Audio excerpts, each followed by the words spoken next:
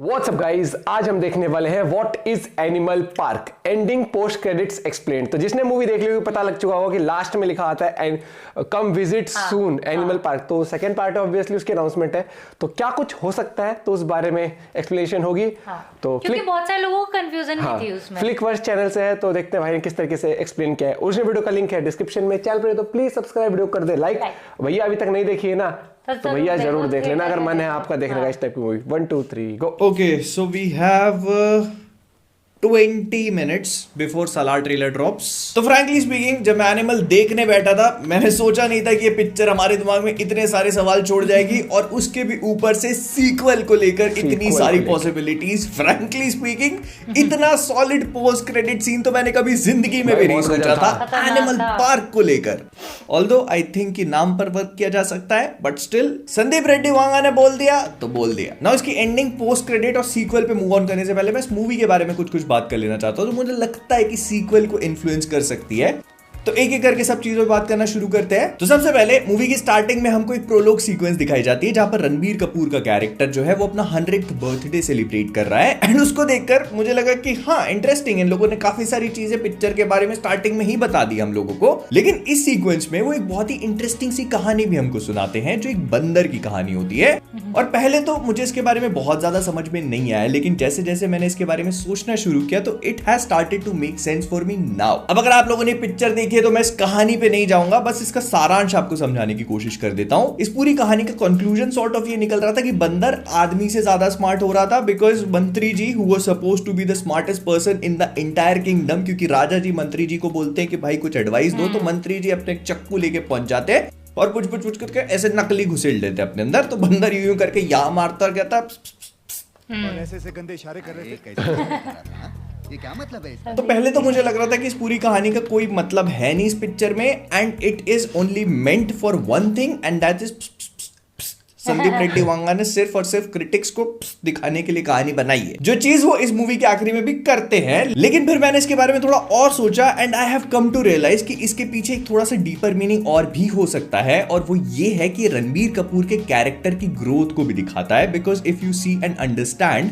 रणबीर कपूर का कैरेक्टर इस मूवी की स्टार्टिंग में अपने आप को एक अल्फा कैरेक्टर की तरह पोर्ट्रे करता है और हमको पता है कि वो एक एनिमल है। तो मतलब वो पूरी मूवी में अपने पैक का अल्फा है जो फ्रंट से लीड करना पसंद करता है, एंड हम पूरी मूवी भर उसको उसी तरह से देखते आते हैं। लेकिन उस प्रोलॉग वाली सीक्वेंस में वो अपना 100th बर्थडे सेलिब्रेट कर रहा है, और मुझे बताने की जरूरत नहीं कि इतने 100 सालों में उसने बहुत सारी दुनिया देख ली होगी, विच एक्चुअली मीन्स कि वो as a character, as a इंसान भी बहुत ज्यादा ग्रो किया होगा। और इसी वजह से वो जो कहानी सुना रहा है, इसका मतलब ये है कि वो अभी भी कहीं ना कहीं पे अपने आप को जानवर से रिलेट तो करता है, लेकिन वो जानवर अब एक अल्फा नहीं है बल्कि एक स्मार्ट एनिमल है, विच शोज कि एज ए ह्यूमन बीइंग उसने इन 100 सालों में कितनी ज्यादा ग्रोथ करी होगी। बिकॉज इस पूरी मूवी में वो जो एनिमल का कैरेक्टर हम देख रहे हैं अपने 100th बर्थडे तक प्रोबेबली वो वैसा नहीं रहेगा। वो हर चीज का सोल्यूशन प्रोबेबली यहां से नहीं बल्कि यहां से निकालता होगा। आई मीन मेरे को तो इस पूरी एनालॉजी से यही समझ में आया, बाकी आप लोग मुझे बताना कि आपका क्या ख्याल है। लेकिन इसके बाद हम लोग मूव ऑन करते हैं इस मूवी की एंडिंग के ऊपर। तो इसको वैसे ही रखेंगे जैसे हम बाकी मूवीज को रखते हैं, कैरेक्टर ओरिएंटेड। तो सबसे पहले अगर अनिल कपूर के कैरेक्टर के बारे में बात करी जाए तो अनिल कपूर का कैरेक्टर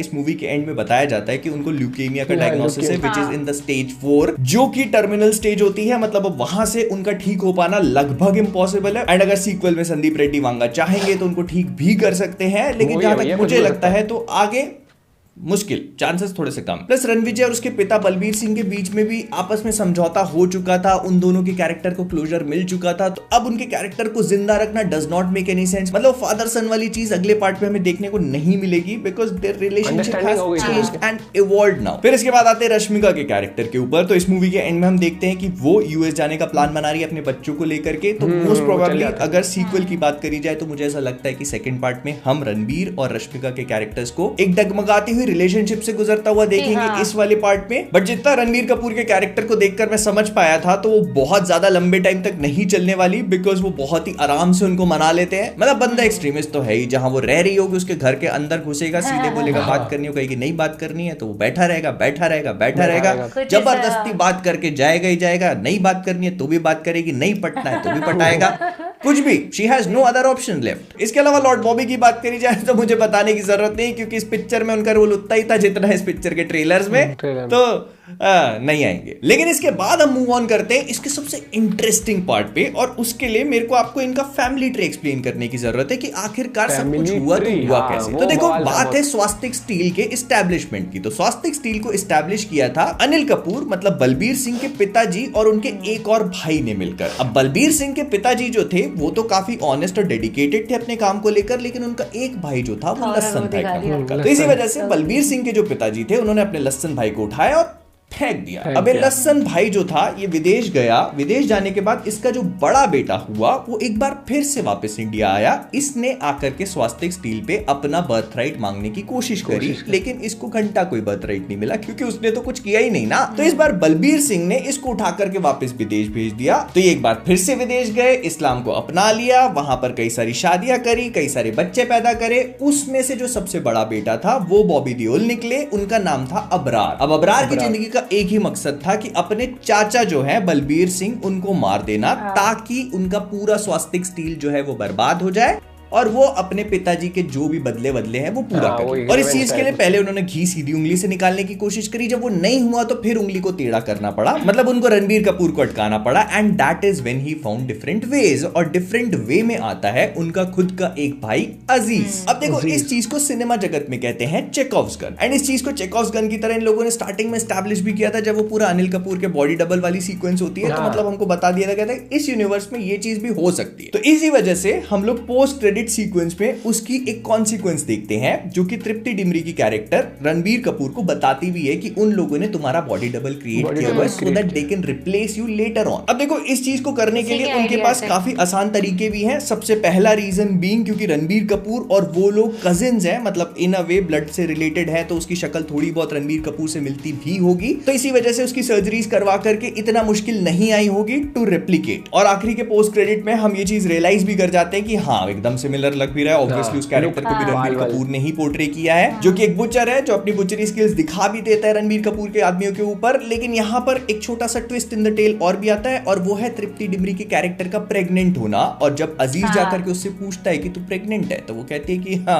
हाँ, तो कहता है कि अब ये तो आगे जाकर ही पता चलेगा कि बच्चा उसका है या मेरा। अगर वो बच्चा मेरी शक्ल से मैच नहीं खाता है इसका मतलब मेरा है। तो इट इज क्वाइट ऑब्वियस कि उसकी शक्ल रणबीर कपूर जैसी थी नहीं, बनाई गई। Then he goes on to saying कि वो अपने भाई की भाभी से शादी कर लेगा और फिर उसके बाद उसके बच्चों को भी टेक केयर करेगा और फिर जाकर के वो जो भी करता है। लेकिन यहाँ पर अब हम लोग सीक्वल पे बात करना शुरू करते हैं कि आखिरकार हमको एनिमल पार्क में क्या देखने को मिलेगा। तो सबसे पहले ये चीज तो बहुत ही ऑब्वियसली समझ में आ रही कि ये जो बंदा है अजीज, ये रणविजय जितना ही साइको क्रेजी है और मे बी मोर। प्लस इसको अपने भाई की मौत का बदला भी लेना है, तो ये बहुत ही बुरी तरह से ड्रिवन है ब्रो। तो जहां तक मुझे लगता है तो इस मूवी के सीक्वल मतलब एनिमल पार्क में बहुत ही क्लेवरली इस कैरेक्टर को यूज कर सकते हैं। मे बी ऐसा हो सकता है कि थोड़ी मूवी के बाद मतलब जो मेन रणबीर कपूर था विजय का कैरेक्टर, उसको उठवा ले और उसको इससे स्वैप कर दे। And then he goes on to play mind games with the entire Ranbir Kapoor family. और उसमें बहुत खतरनाक माइंड गेम्स आ जाते हैं ब्रो, क्योंकि अगर आपको याद हो तो वो एक सीन में तृप्ति डिमरी से पूछता भी अपनी पैंट खोल करके कि यूं करके, तो वो बहुत ही ज्यादा हॉरिफिक सिनेरियोस को क्रिएट कर देगा। एंड वी ऑल नो कि संदीप रेड्डी वांगा किस तरह का सोच सकते हैं, किस तरह का लिख सकते हैं, तो कोई भी आइडिया बहुत ज्यादा वाइल्ड और क्रेजी नहीं है उनके लिए। बट इसमें जोया का कैरेक्टर काफी इंपॉर्टेंट हो जाता है, बिकॉज आई एम 99.69% श्योर कि वो जो बच्चा उसके पेट में है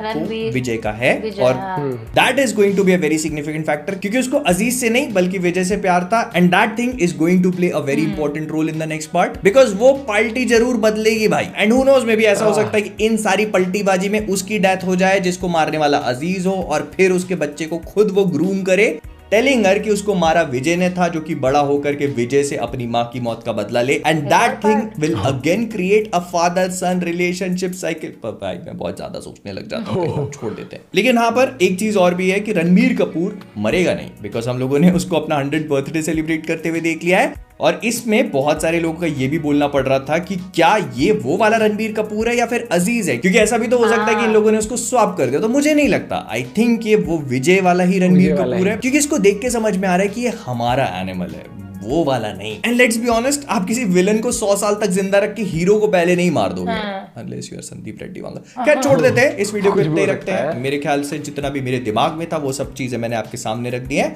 अब आपका काम है मुझे आपके दिमाग में जितना भी है वो आप कमेंट सेक्शन में बताओ। तो विद दैट बीइंग सेड हम लोग इस वीडियो को यहीं पे रैप अप करेंगे। 4 घंटे का नहीं बना। तो वीडियो पसंद आया तो लाइक कर देना, शेयर कर देना, सब नहीं बोलता नहीं। तो जाने से पहले फ्लिकवर से मैं हूं मोहित और आप सभी लोग एज ऑलवेज मजाक, जोक्स, ओनली जोक्स। नहीं वो चीज तो है, जब एनिमल पार्क जब लास्ट में लिखा आया था सब लोग एक्साइटेड हो गए थे भाई अब आएगा मजा।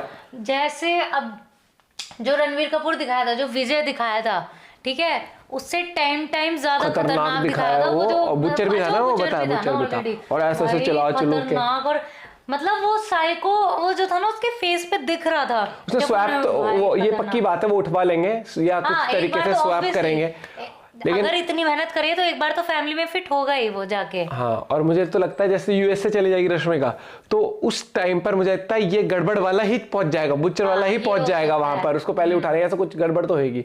लेकिन भाई जिस विजन के साथ जिस तरीके से एक्शन पोर्ट्रे किया है और जो मुझे बिल्कुल भी एक्सपेक्टेड नहीं था कि मतलब नॉर्मली ये ऐसा लग रहा था ना कि मतलब फादर सन वाली वो इसका सेकंड पार्ट भी होगा। नॉर्मली भाई को लगा चल फैमिली है, इमोशन वाली मूवी है, हाँ। और भाई जो वो सीन लेकिन ये मूवी होने वाली है ताबड़तोड़, अगला पार्ट भी। और वो पहला पार्ट अगर सक्सेसफुल हो जाए तो आपकी एक्सपेक्टेशन बढ़ तो जाती है, हाँ। फिर एक बंदा कनेक्ट भी फील करता है उस मूवी से, फिर देखते ही देखते हैं। हाँ। और भैया इंटरेस्टिंग रहेगा क्योंकि जो दो कैरेक्टर का जब आमना सामना होगा, दो खूंखार, मैं दोनों को एनिमल ही कहूंगा भैया, जो दूसरा भी जो तैयार हो चुका है। और अब देखते हैं क्या लफड़ा होता है आगे जाके। लेकिन मुझे ये लगता है कि ये मूवी ने ये बता दिया है कि ऑडियंस को थोड़ा सा वो टेस्ट भी चाहिए एक्शन का, जो फास्ट पेस एक्शन जैसे जॉन विक टाइप इस तरीके की मूवीज जो होती है। तो अब और काफी ड्रामे वाले लोग भी हैं कि क्या सिखाती है मूवी तुम्हें, कोई संदेश। अरे भैया यार संदेश के लिए चाहिए तो तुम फिर डॉक्यूमेंट्री देख लिया करो, फिर बायोग्राफी देख लिया करो, यह एंटरटेनमेंट की बात हो रही है। ऐसे तो फिर कल को कोई उठ के ये भी कह देगा प्ले स्टेशन में बच्चा क्या गेम खेलता है, मार धड़ वाला WWE क्यों आता है टिप, सभी चीज में संदेश ले लो फिर तुम। भाई मस्त पिक्चर लगी, मैं कहूँ फुल पैसा वसूल मूवी है। और भाई ने जिस तरीके से एक्सप्लेन किया एक चीज, जैसे वो पहले पीछे की स्टोरी बताई या किस तरीके से फैमिली ट्री बताया, तो काफी लोगों के अगर डाउट्स भी होंगे वो भी क्लियर हो चुके होंगे। क्योंकि मुझे लगता है कि ज्यादातर लोगों के जो डाउट थे वो पोस्ट क्रेडिट सीन पे थे कि क्या है, एकदम से क्या होगा, क्या होगा। अगर आप भी कोई डिटेल शेयर करना है जरूर बताना। एनिमल नहीं देखे तो भैया फटाफट से देखो, मजा आ जाएगा, पैसा वसूल लगेगा आपको movie. Bye bye, take care.